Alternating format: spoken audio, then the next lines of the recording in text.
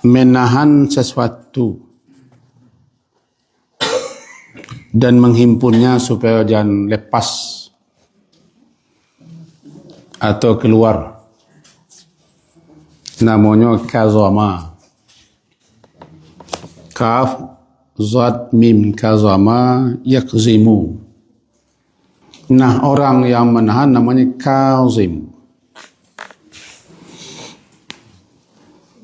Tiba di marah, menahan marah, jangan lapeh, jangan keluar, jangan sampai tabur ransam. Kaziminal ghaidha namanya. Orang yang menahan marah bagaikan orang yang menahan muntah. Muntah itulah patut keluar, ditahannya di tenggorokannya, telungguk sini. Lalu dilulurnya balik. Menahan marah, menahan kesedihan, dan tidak dilepaskan marah itu keluar, dan tidak dinampakkan kesedihan itu. Namanya kazim. Salah satu hamba Allah yang bisa seperti itu adalah Nabi Yaqub alaihi salam. Ketika anak-anaknya berbohong dan kompak berbohong, bekerjasama untuk bohong dalam rangka menyingkirkan saudaranya Yusuf kecil lantaran dengki dan cemburu,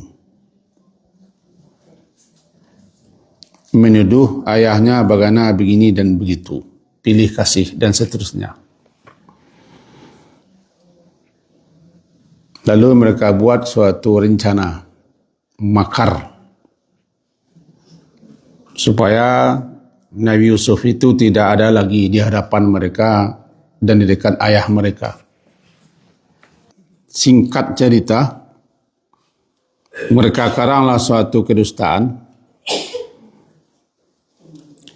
lalu bilang kepada ayah mereka bahwa Yusuf diterkam serigala. Kemudian baju Yusuf dilumari dengan darah kambing. Berpura-pura menangis, berpura-pura sedih. Datang mereka kepada ayah mereka di sore harinya, mengarang suatu cerita. Selagi mereka asyik bermain-main, tiba-tiba serigala datang, menangkap dan melarikan Nabi Yusuf. Mereka bawa bukti darah palsu, bukan ijazah palsu, darah palsu. Jangan simpang-simpang lo kerja. Kau kan akhirnya darahnya benar, tapi palsunya dikatakan itu darah Yusuf itu yang palsu. Ya, kertasnya benar, tapi isinya tidak benar.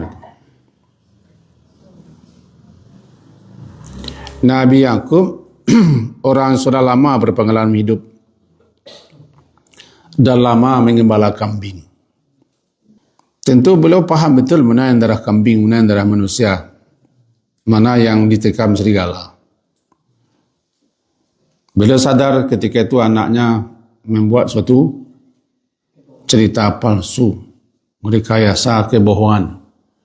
Tujuannya untuk menjingkirkan orang yang dicemburuinya, adiknya. Nabi Yaqub ketika mendengar cerita itu, ini ayatnya, wa tawalla anhu, beliau berpaling daripada anak-anaknya sambil menahan kesedihan luar biasa dan marah. Sampailah beliau itu digambarkan putih mata. Itu kan gambaran betapa sedihnya. Di samping anaknya hilang, karena beliau sudah juga mendapat gambaran anak ini nanti setelah dewasa akan menjadi seorang yang mulia. Lalu anak-anak beliau yang 10 sama-sama kompak lantaran dengki cemburu mencampakkan Nabi Yusuf. Itu anak-anaknya pula mengerang cerita. Jadi banyak faktor yang menyebabkan Nabi Yakub sedih dan menahan. Jadi menahan sedih dan marah namanya kazim. Fahuwa kazim. Maka dia menahan sedih dan marah terhadap anak-anaknya.